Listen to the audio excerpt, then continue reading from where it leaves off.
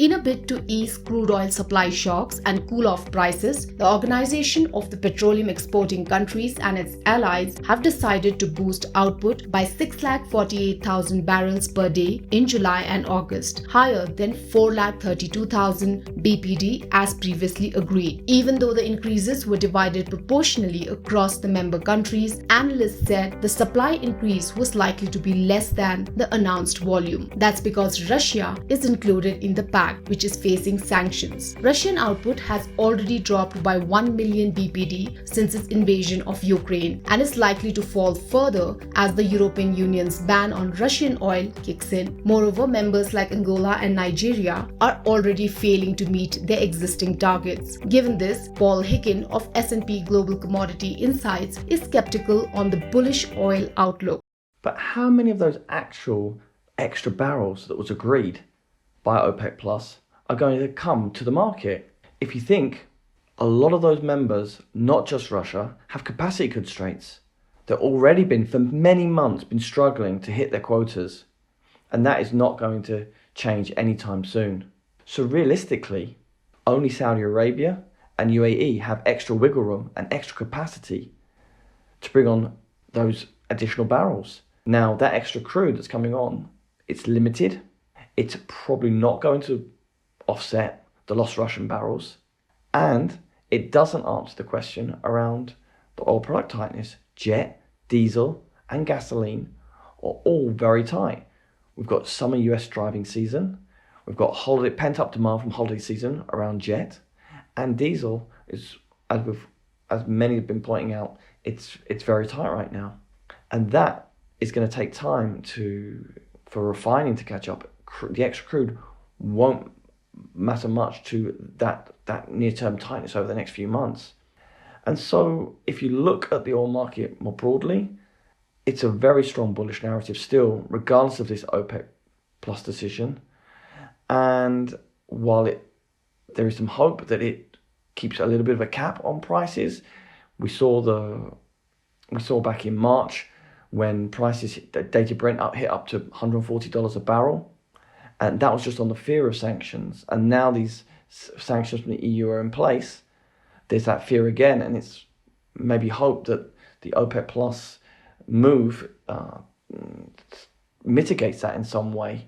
Hicken is also cautious on easing oil prices as he believes the real caveat to this bullish narrative is demand destruction depending on the global economic downturn. Nonetheless, a relief rally cheered global markets on hopes of peaking inflation. However, benchmark indices surrendered gains in a fag-end sell-off and closed flat last Friday. During the week, the BSE Sensex index gained 5.28 points. With this, it has gained over 5% in the last 3 weeks. However, the Nifty slipped 0.05% for the week, whereas the Bank Nifty dropped 0.95%. Going forward, last week's OPEC Plus decision and a pickup in high-frequency indicators for the domestic economy will put the spotlight on RBI's meeting this week. Markets are baking in a 35 to 50 basis point repo rate hike, with cash reserve ratio kept untouched.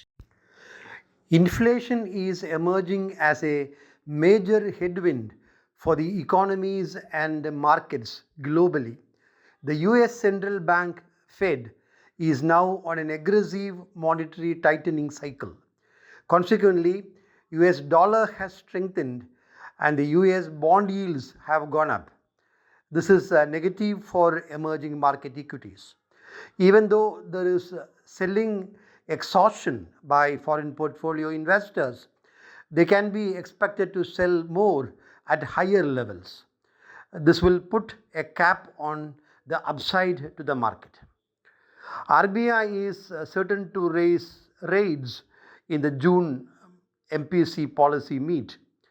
A 35 or 40 basis point hike in policy rates is likely. Even a 50 basis point rate hike cannot be ruled out since the central bank would prefer front-loading rate hikes to anchor inflationary expectations. This is unlikely to impact the market much since it is already known and discounted by the market. The market is relatively resilient because DIIs flush with funds are buying more than what foreign portfolio investors are selling. Retail investors also are supporting the market. So, the market may exhibit strength even in the midst of headwinds from inflation and rising interest rates. Investors should focus on segments which are not impacted by inflation. That is, segments not impacted by higher input prices and rising interest rates. Services segment will not be impacted by inflation as much as manufacturing like FMCG, which will face margin pressure. Exporters will do well. IT, chemicals, pharmaceuticals, and textiles look good for investments. Financials and telecom are safe bets. Overall, an eventful week is on cards for the market, with interest rate decision, IIP data, crude oil prices, and global cues acting as key triggers. If you like this video, share it and subscribe to Business Standard. For more news, views and insights, log on to www.business-standard.com. Do also follow us on YouTube, Twitter, Facebook, Instagram, Telegram and LinkedIn.